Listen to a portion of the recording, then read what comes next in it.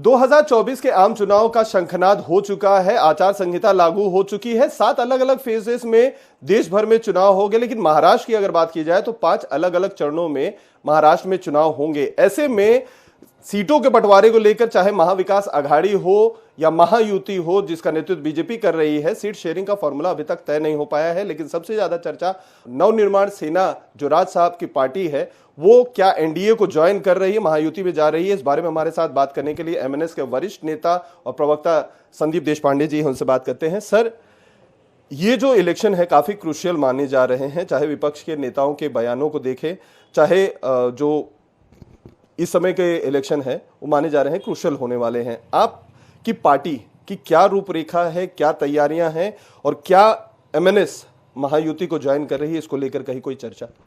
देखिए, ऐसा है कि पिछले 2-3 साल से हम लोग लोकसभा की तैयारी कर रहे हैं।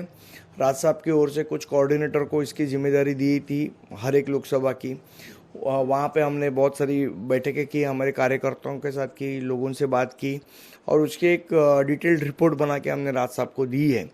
अभी जितने जितने लोकसभा की हमने सर्वेस की है या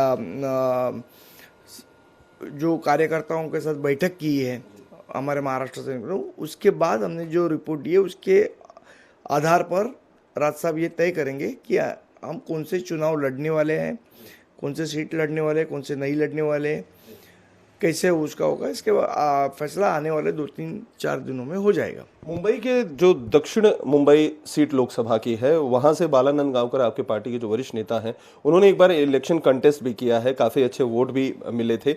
तो क्या उस सीट पर भी आपकी पार्टी की नजर है कि वहां पर भी आपकी जो तैयारियां हैं उसको लेकर भी आप लोगों ने जायजा लिया है? किस तरीके की रिपोर्ट है वहां से? हमने हर एक लोकसभा का जायजा लिया है, उसमें दक्षिण मुंबई भी है।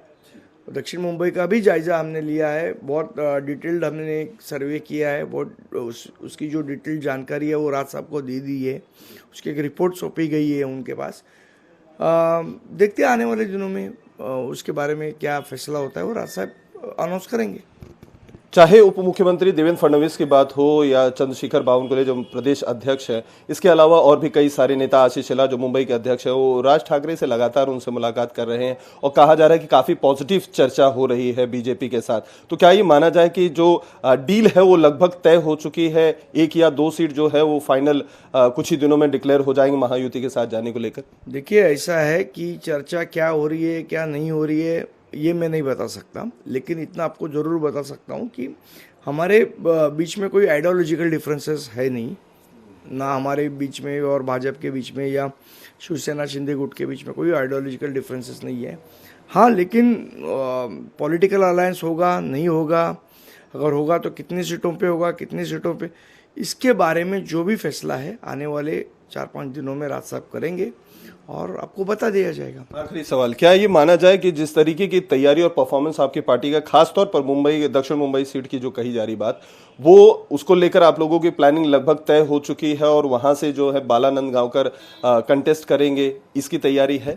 देखिए, चुनाव में कौन खड़ा होगा कौन नहीं होगा इसका फैसला राज साहब करेंगे, लेकिन अगर बालानंद गांवकर साहब चुन के दिल्ली में जाते हैं तो उससे ज़्यादा खुशी की बात हो ही नहीं सकती।